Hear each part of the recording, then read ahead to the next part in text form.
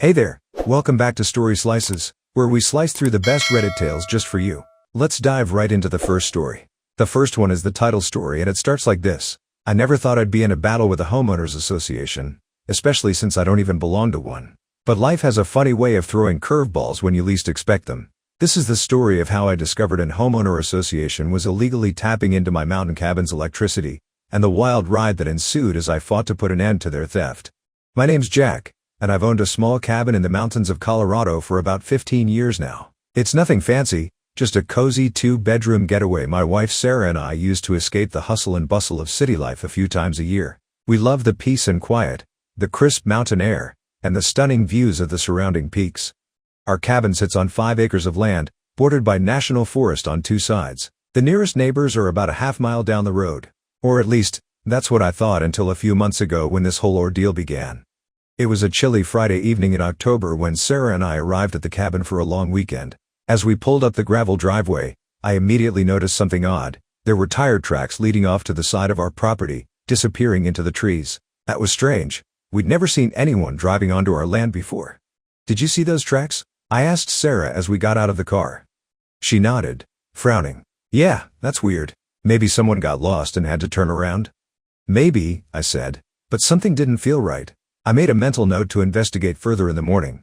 We unpacked the car and settled in for the night, enjoying a quiet dinner by the fireplace. The next morning, I woke up early, eager to check out those mysterious tire tracks. I pulled on my boots and jacket and headed outside with a travel mug of coffee.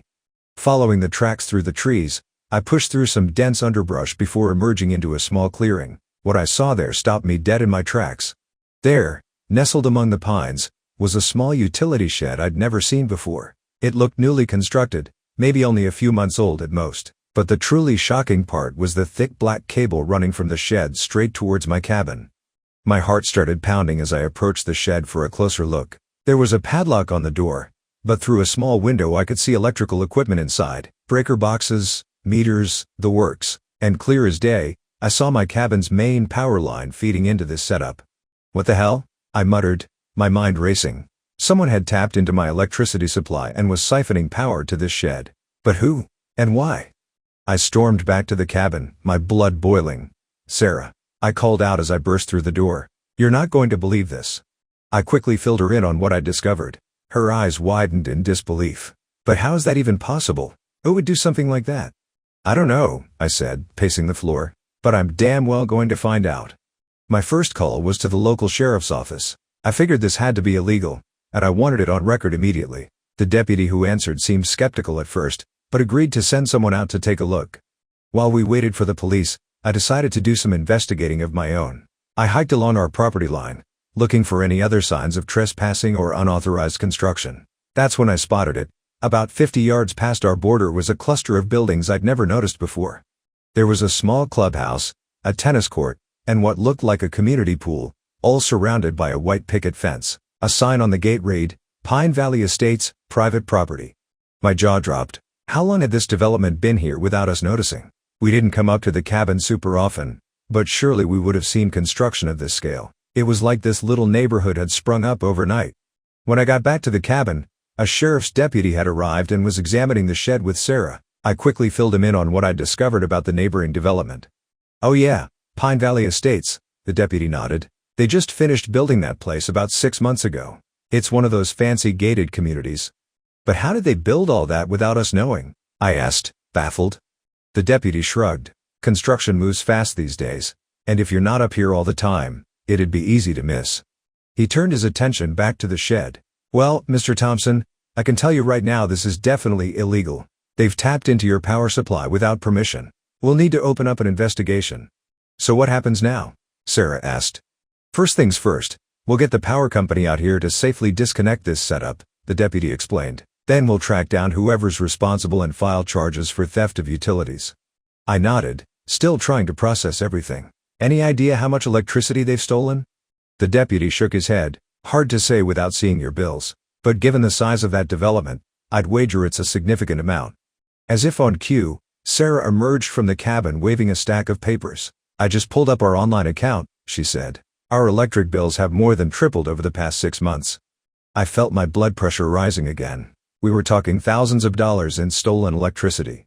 This was no small-time operation. The deputy took down all our information and assured us they'd be in touch soon. As he was leaving, a truck from the power company pulled up. Within an hour, they had the illegal connection safely disconnected and were taking photos for their own investigation. "I've never seen anything quite like this," the lineman told me, shaking his head. "Whoever did this knew what they were doing. It's not easy to tap into a main line like that without electrocuting yourself." As the day wore on, my initial shock gave way to anger. Someone had deliberately stolen from us, trespassed on our land, and violated our privacy. And I had a pretty good idea who was behind it. The next morning, Sarah and I marched down to the gates of Pine Valley Estates, determined to get some answers. A security guard stopped us at the entrance. "Can I help you folks?" he asked warily. "Yes, we need to speak to whoever's in charge here," I said firmly.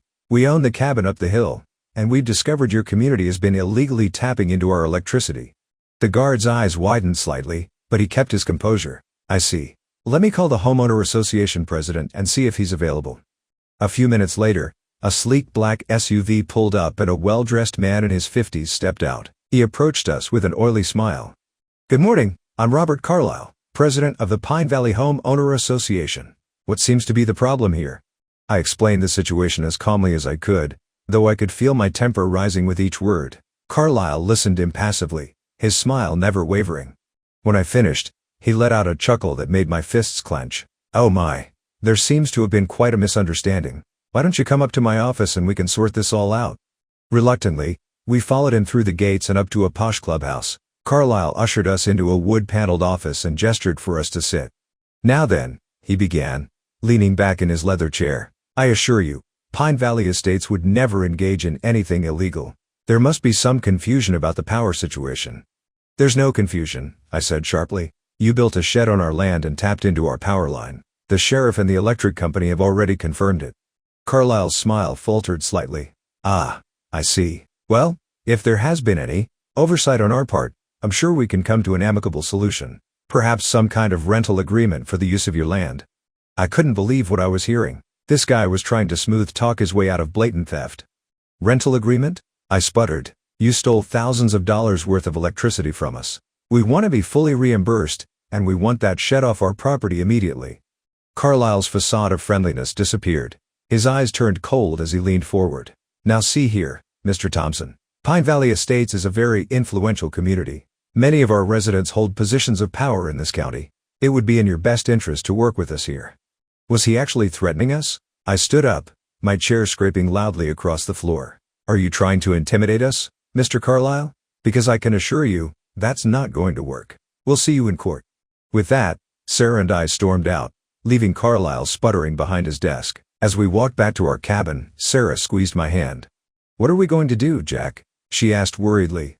I took a deep breath, trying to calm my racing thoughts. "First things first, we need a lawyer. A good one." Over the next few weeks, our quiet mountain getaway turned into a flurry of activity. We hired a top-notch utilities lawyer from Denver and filed a lawsuit against Pine Valley Estates Homeowner Association for theft of services, trespassing, and property damage.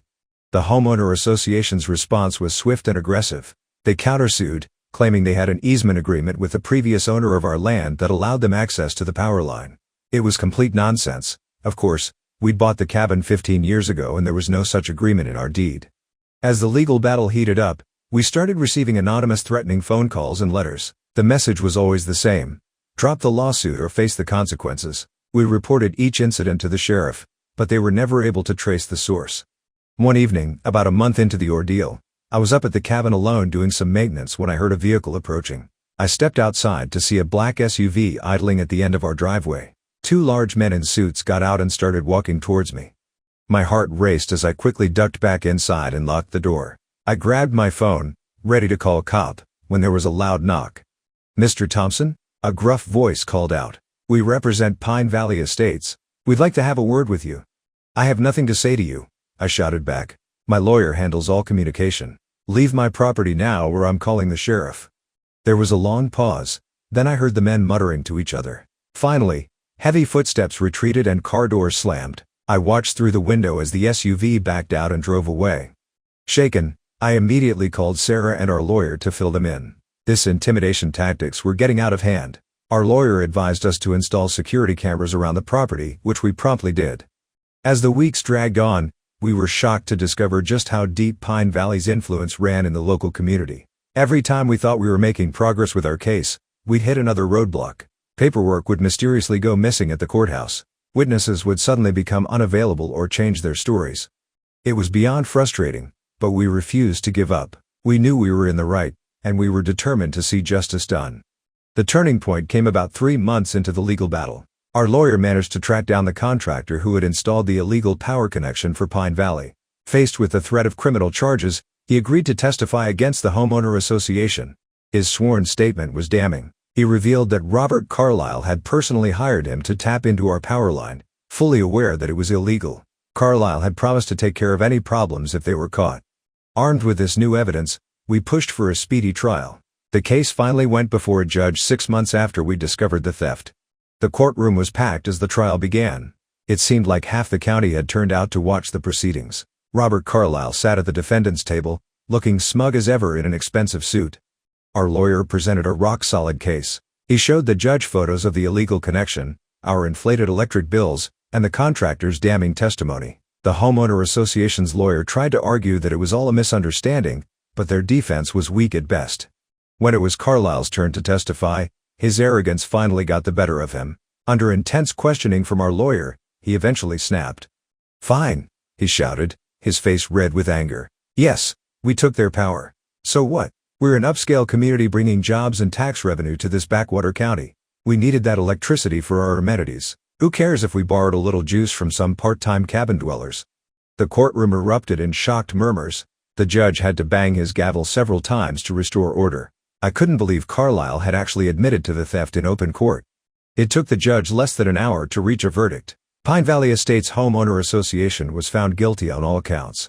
They were ordered to pay us $50,000 in damages, far more than the cost of the stolen electricity. Additionally, Carile was charged with felony theft and perjury. As we left the courthouse, reporters swarmed around us asking for comment. I was tempted to gloat, but Sarah squeezed my arm and gave me a look. Taking a deep breath, I simply said, "We're glad justice was served. We hope this serves as a reminder that no one is above the law, no matter how wealthy or influential they may be." The aftermath of the trial was swift. Robert Carile resigned as homeowner association president and was later sentenced to 18 months in prison. The other homeowner association board members who had known about the theft were forced to step down. Pine Valley Estates took a major hit to its reputation. Many residents, disgusted by the homeowner association's actions, put their homes up for sale and moved away. The community's grand plans for expansion were scrapped. As for Sarah and I, we used part of the settlement money to install a top-of-the-line security system at the cabin, including cameras covering every inch of our property. We also donated a sizable chunk to a local legal aid organization to help others fight against corrupt homeowner associations and similar injustices. The rest of the money went into a fund for our future grandkids. We figured they should benefit from all the stress we'd endured.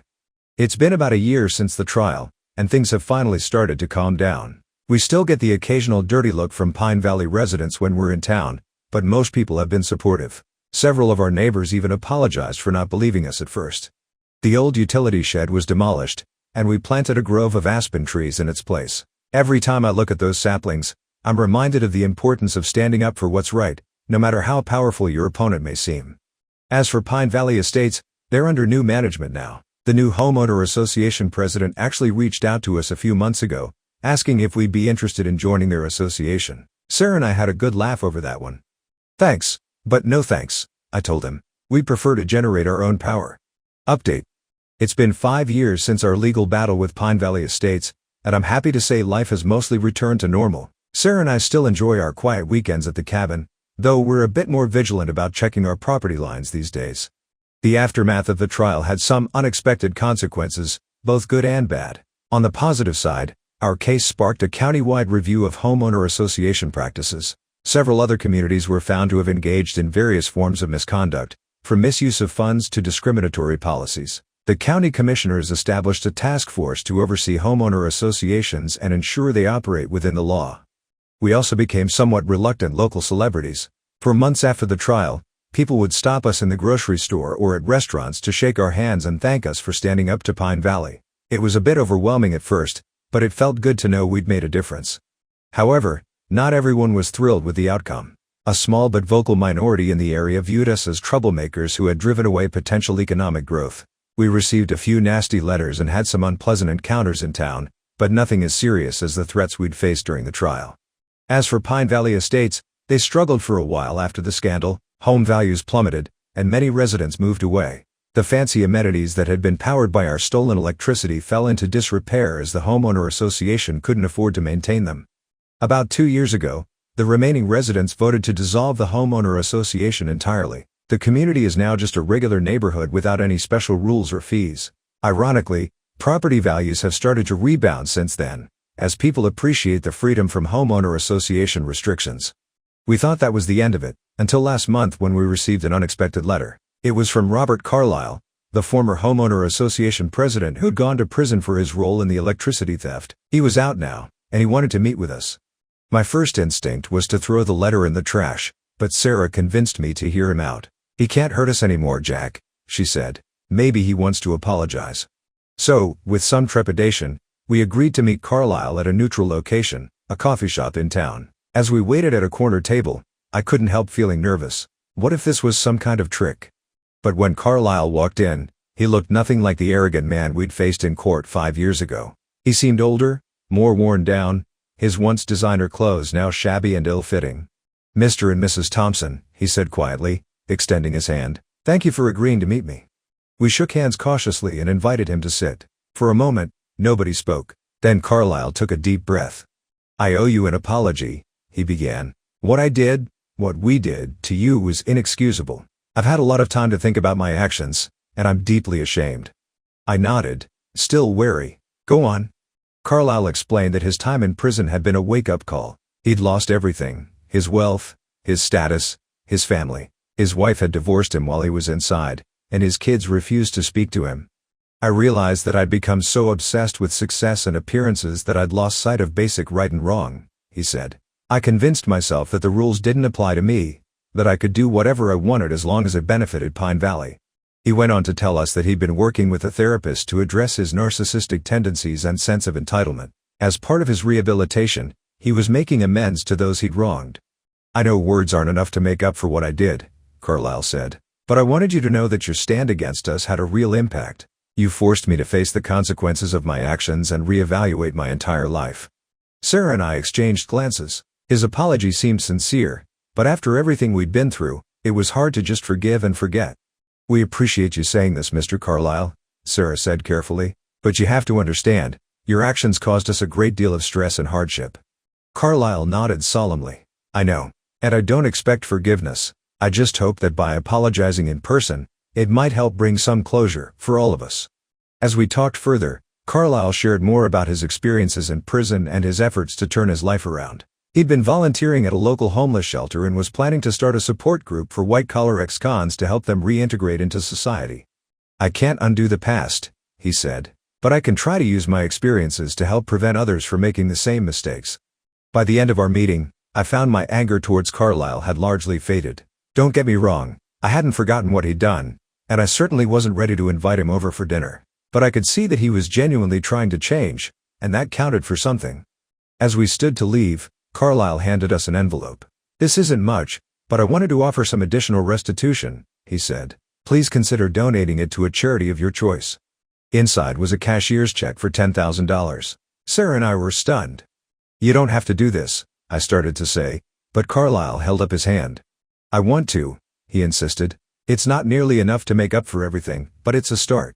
We left the coffee shop feeling conflicted but somewhat relieved. It was as if a weight we hadn't realized we were still carrying had been lifted.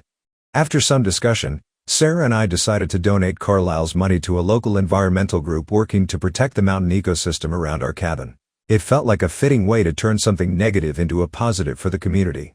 This whole experience has taught us a lot about standing up for what's right, the importance of community, and even the capacity for people to change. We're more involved in local issues now, attending county meetings and volunteering for various causes. As for our cabin, it's become more than just a weekend getaway. We've started spending entire summers up there, and we're even talking about retiring to the mountains full-time in a few years. We've also developed a friendship with some of the families who stayed in Pine Valley after the homeowner association dissolved. It turns out, without the rigid rules and social pressures, They're actually pretty nice people. We've had them over for barbecues, and they've shown us some great hiking trails we never knew existed. Looking back, I'm proud of how we handled the whole ordeal. We stood our ground, fought for justice, and came out stronger on the other side. Sure, it was stressful and scary at times, but it was worth it to protect our rights and our little piece of mountain paradise. The other day, as Sarah and I sat on our porch watching the sunset, she turned to me with a smile. "You know, Jack," she said, "in a weird way, I'm almost glad all that stuff with Pine Valley happened. Look at how much good came out of it in the end." I had to agree. Our community is stronger, more transparent, and more tightly knit than ever before. We've made new friends, become more engaged citizens, and gained a deeper appreciation for our mountain home. As the sky turned a brilliant orange, I raised my beer in a toast. "Here's to standing up for what's right," I said, "and to many more peaceful sunsets." Sarah clinked her glass against mine. "And to no more surprise electric bills," she added with a laugh. We sat in comfortable silence, watching the sun dip behind the mountains. The aspen grove we'd planted where the utility shed once stood rustled gently in the evening breeze, a living reminder of our victory and the power of perseverance. Are you hungry for more slices of stories? Don't forget to subscribe and hit the bell to never miss out on any videos. See you tomorrow at Story Slices.